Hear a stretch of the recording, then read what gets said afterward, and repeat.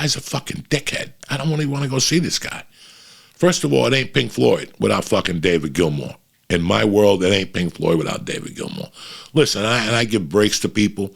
Like, it wasn't Black Sabbath without Ozzy, but when fucking Dio came in there, Heaven and Hell was a great fucking album. So I had to shut my fucking mouth.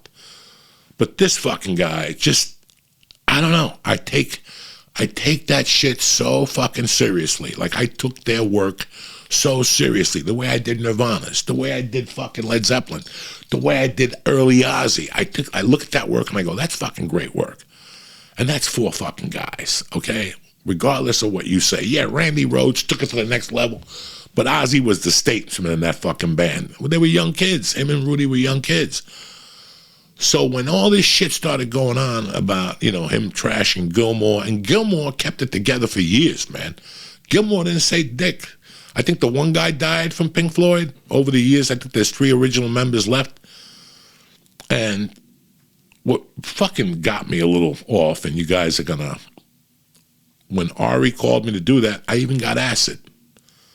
And for some reason, I didn't want to cancel on Ari, so what I said to him was, I'm going, but I'm only taking $200 cash with me. If I can't find a ticket for $200, I'm not going in there. And on the acid, we took the train down there.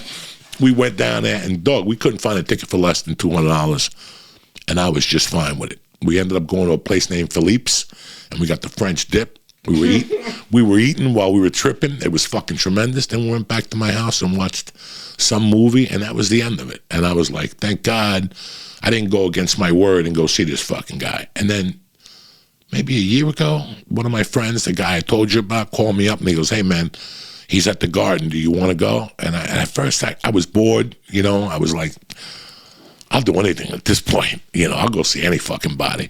Again, I was like, I'll go see anybody, but I'm not going to see that motherfucker. It's not for me. I'm not going to go see him in there and talk shit. And then I was following him on Instagram, and I was watching, like, his rehearsals and his show. For somebody to act this way, there's one thing. I could deal with anything, guys. I could deal with you being a junkie. I could deal with you robbing my weed. I could deal with a lot of things. I'll tell you what I can't deal with. Before and now that I left L.A., even more than ever, I can't deal with ego. I don't like ego. I do not. There is nothing you could do to justify your treatment of people or you talking to people that way or your snobby fucking attitude. Unless you're fucking Jesus or you fucking, I don't know. I don't know who the fuck you think you are. So every time I see ego, I'm done. I'm done. And I see it right away. Something about the words, something about the way you got out of your car. I'm done. I don't need this shit. And it's an ego that, motherfucker, not for nothing. You had David Gilmour on the other side of you. That's a combination where I come from. That's a pair. That's like Jimmy Page and fucking Robert Plant. That's like Mick and Keith. They do everything together. All those lyrics, they look at their guitars, For you to say this shit at this point, listening to the work that David Gilmour did, how fucking dare you? Then about a year ago, maybe 9 months ago, he was in Austin, and he went on the Rogan podcast. And listen, those guys, except for Tony Hinchcliffe, aren't fucking Pink Floyders. They're not fucking people. I saw the Wall on Double Barrel Sunshine. There was no way I was going to see any Pink Floyd concert without fucking hallucinogenics in my fucking system to the last degree. Why disrespect the brand? You know what I'm saying?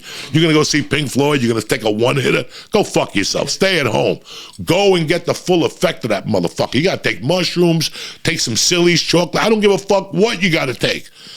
I'm a fucking the real deal, guys. I went there and sat outside and talked to people. Tailgating for the Wall was a fucking tremendous. People were saying, they need Jews in the theater tonight. Put them up against the wall. It was fucking crazy out there. People were tripping on acid. It was fucking insane. They're down there, and Ari calls me the next morning. He spent the night with him, and he was great, and the whole thing. And it was great, and I saw some of the podcast, and I didn't see the whole podcast. But the guy's still what the fuck he is. You know what I'm saying? The guy's still what he is. So last Monday, I don't know if you guys saw it, his David Gilmour's wife, who was a lyricist, who actually wrote music for fucking Pink Floyd. She knows these motherfuckers. I guess David Gilmour did an interview in Germany, and he just went off on the United States and Israel and how the United States is responsible for Roger Waters. I'm sorry. Thank you for the correction. And David Gilmour's wife saw it and fucking tore him up, called him an misogynistic, egomaniac, fucking tax avoiding, fucking just everything she could call him. And then David Gilmour retweeted it and wrote, fucking, she's 100% correct.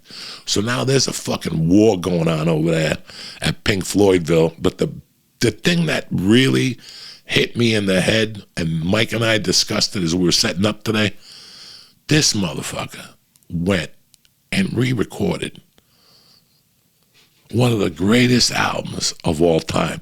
Not some Mickey Mouse Taylor Swift album, not some Mickey Mouse Harry Styles album. I mean an album that's life-changing. Do you understand me? Dark Side of the Moon was the #1 album for fucking years. For years. It probably lost the crown 2 years ago to Drake or something like this. Who the fuck knows? But they had the crown for years. It's like, for you motherfuckers that don't know, Stairway to Heaven was the #1 requested song for 30 fucking years straight. Now they're like, we can't play it no more. We're done. We can't. But for 30 fucking years, Dark Side of the Moon carried the exact same fucking clout. Now this fucking scumbag went and redid Dark Side of the Moon with fucking no Gilmour, no Mason, the other guy's dead, who I don't fucking know. Right, yeah, right. Rick Wright. He fucking, Rick Wright's a guitarist from the Comedy Store. Anyway, he was a comic, great guy, Rick Wright. He used to go in there late night at the Comedy Store and play, and Mike fucking, whatever, would rap over his guitar. It was tremendous. But now he's going to tape over Dark Side of the fucking Moon. This guy never stops. This is like, and listen, like I was telling Mike, maybe I'd come to Mike and go, Mike, we were in the band together. There was a couple of things I didn't like about Dark Side of the Moon. Since it's the 50th year anniversary, let's redo it. The whole brand, take it out on the fucking road. Let's do it. That I wouldn't be mad at. But you think you're better than David Gilmour, motherfucker?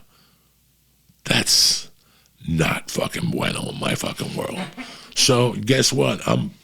Fuck Roger Waters. I don't give a fuck about that motherfucker. Fuck that punk ass bitch. Because how can you do that? How can you even? So all those motherfuckers that went to those concerts to see him on tour last year, you should be fucking ashamed of yourselves.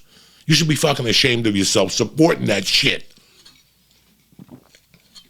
Giving that guy another reason to tap himself on the back and go home to tell himself in the mirror how fucking great he is. That's what you do when you go support that motherfucking Nazi cocksucker.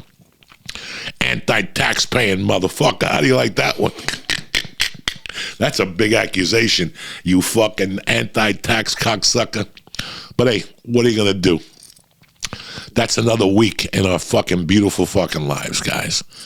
And now you know why I do the things that I do. And half the shit that I don't want to fucking do. Madonna's going to be Madonna, and Roger Waters is going to be fucking Roger Waters. Both of them have their own fucking faults, but I think Roger Waters he needs to be shot, hung, put under the fucking jail. And poor Madonna, she just needs somebody to talk to her and say, it's over. It's over. Go home. She's putting a tour out now this year. She's 64 years old. It's going to be a ton of lip syncing, a ton of fucking, She's going to go on tour with Britney. And is she? Oh, no. I would love it. I would fucking love it. That's what she needs, somebody strong in front of her, so she doesn't have to do that much time at 64. She's not going to dance like she used to. She could try. I mean, fucking Mick Jagger does a great fucking job with it, but yeah, Mick Jagger works it, though. You don't see Mick out making TikTok videos, do you? You know why? Because Mick Jagger's somewhere getting his dick sucked. You don't see Mick Jagger on TikTok, do you? You don't see none of those guys like that. What's that? TikTok, whatever the fuck it's called, the Chinese app. Guys, just see the world for what the fuck it is. I do. They can't pull the wool over my eyes anymore. I just see it and go, what the fuck are these idiots doing?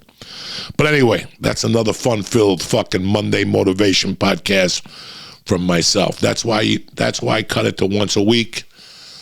And in the future, when I get this fucking coconut going up again and I don't feel like I'm wasting your time, I'll do 10 fucking podcasts a week.